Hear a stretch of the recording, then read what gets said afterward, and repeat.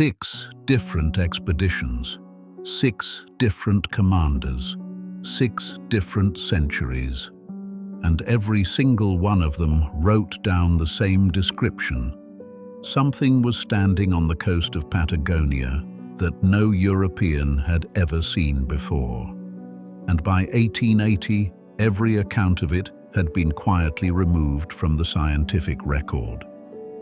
There is a chronicle from 1520 written by a man who crossed the ocean with Ferdinand Magellan that describes a creature so tall its head did not reach the explorer's waist. That chronicle is still held in archives today. No one disputes its existence. What they dispute is what it saw. There is a detailed account from 1764, written by a British naval commander, that caused such a sensation in London that the Royal Society debated it for months. That account named specific individuals. It recorded measurements. It was confirmed by the crew. And there is a silence, beginning precisely around 1830, in which the accounts stop, the measurements vanish, and the official history of Patagonia is rewritten around a people it describes as merely tall. This is the story of the Patagonian giants. 6 expeditions over 250 years that agreed on what they saw, and the single decade in which science decided they had all been mistaken. Most people who think about Patagonia think about wind, about empty steppe, about the end of the world. They are not thinking about what the first Europeans found there, and what those Europeans were so certain they had seen that they wrote it down, dated it, signed their names to it, and sent it home across an ocean they had nearly died crossing. As I examined the original expedition chronicles and the secondary academic literature surrounding them, a pattern became difficult to explain away. The accounts are not vague. They are not the result of frightened sailors misreading the dark. They are specific, dated, corroborated by multiple witnesses on each voyage, and consistent across a time span of 250 years. And then, in the space of a single generation, they simply stop. The first account comes from Antonio Pigafetta, the Italian scholar who sailed with Magellan in 1520 and spent the entire voyage keeping a detailed journal. Pigafetta does not write like a man who is guessing. He describes the encounter at Port St. Julian in Patagonia with the precision of a naturalist. He writes that the man they encountered was so tall that their heads barely reached his waist. He records that the crew named him Patagonian, meaning large foot, and that the encounter was witnessed by multiple members of the expedition. Magellan himself is described in Pigafetta's journal as reaching the giant's waist. Magellan was not a small man.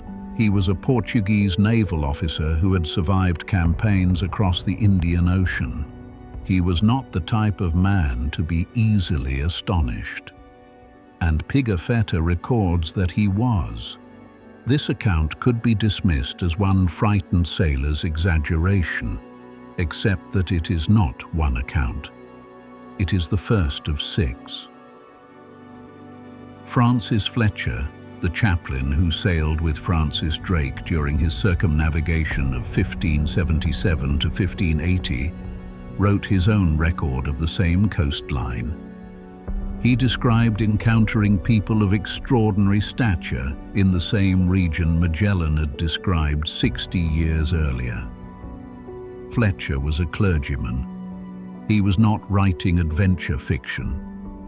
He was maintaining the expedition's official record, and he included the encounter as a matter of observed fact. Thomas Cavendish, the 3rd Englishman to circumnavigate the globe, passed through the Strait of Magellan in 1586 and recorded similar observations. His crew described the same people, the same coastline, the same proportions. Then, in 1764, John Byron, a British naval commander, led an expedition specifically tasked with charting the Patagonian coast. His account is the most detailed of all of them. Byron describes people he measured as standing between 8 and 9 feet tall. He names specific individuals. He records interactions and describes their clothing and weapons. He sent his report to the British Admiralty, and when it was published, the Royal Society of London spent months debating whether it was possible. 10 years later, Thomas Falkner, a Jesuit missionary who had lived among the Tehuelche people of Patagonia for 30 years, published a book in 1774. Falkner had learned their language. He had lived in their settlements. He was not passing through on a voyage. He had spent 3 decades among them. And his physical description of the Tehuelche describes people of extraordinary height by any standard of the 18th century. 6 expeditions, 6 independent records, 250 years of consistent, specific, dated, signed, archived documentation. What makes the Byron account specifically hard to set aside is its method. John Byron was not a man writing from memory weeks after an encounter. He was a naval commander whose entire professional life had been built on measurement, observation, and precise record-keeping. He recorded the heights of specific individuals during extended interactions that lasted days, not minutes. He allowed members of his crew to interact with the Tehuelche at length, and multiple crew members produced independent written observations that corroborated his own.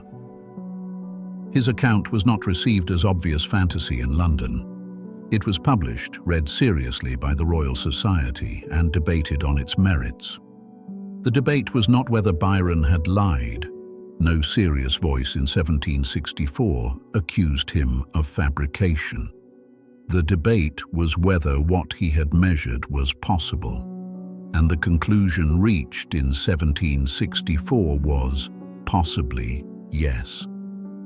The conclusion reached in 1840 after Darwin was, no. What changed between those two conclusions was not new evidence from Patagonia. No second systematic measuring expedition was ever conducted. No skeletal collection was assembled and compared against the documentary record. The change was in the authority of the man saying no, and in the particular moment of scientific history in which he said it. Darwin's Patagonian observations appeared at exactly the moment when European science was consolidating around a model of human biological uniformity that left no room for a population as physically distinct as the one 6 expeditions had described. The accounts did not disappear because they were disproven. They disappeared because the framework that would have required disproving them was simply replaced.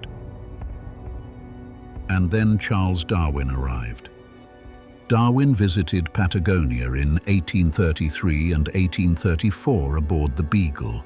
His published account of the Tehuelche describes them as tall, impressively tall by European standards, but as people, not as giants. He noted that earlier expeditions had almost certainly exaggerated what they saw, and that the Tehuelche, while large, were not the impossibilities earlier commanders had described. Darwin was Darwin. His word carried weight that no chaplain or naval commander could match. And within a generation of his Patagonian observations, the scientific literature on Patagonian giants dried up almost entirely. Here is what makes that troubling. The shape is wrong. If 6 separate expeditions over 250 years had all independently exaggerated to the same degree, the exaggerations should differ. If it was fear, each man's fear would produce a different description. If it was darkness or distance, different conditions would produce different results. Instead, from Pigafetta in 1520 to Falkner in 1774, the physical descriptions are consistent enough to suggest they were all describing the same population. A population that, by some accounts, became measurably shorter over those same 250 years, the precise period during which Spanish colonization brought disease, displacement, and the destruction of the Tehuelche way of life. No preserved skeletal remains from this period have ever been publicly measured and confirmed. No museum holds a Tehuelche skeleton from the 16th or 17th century under a label that resolves the question. What was found was catalogued, and then the catalogues went quiet. The Tehuelche people as a distinct cultural group were essentially destroyed by the mid-20th century. Disease, displacement, intermarriage with European settlers, the population that Falkner had lived among for 30 years, the people that 6 European expeditions had described in such specific detail, ceased to exist as a recognizable separate people within 100 years of Darwin's visit. What they looked like, what they were, what 6 men from 6 different countries in 6 different centuries agreed they had seen on that coastline. None of it survives in a form that can be physically measured and confirmed today.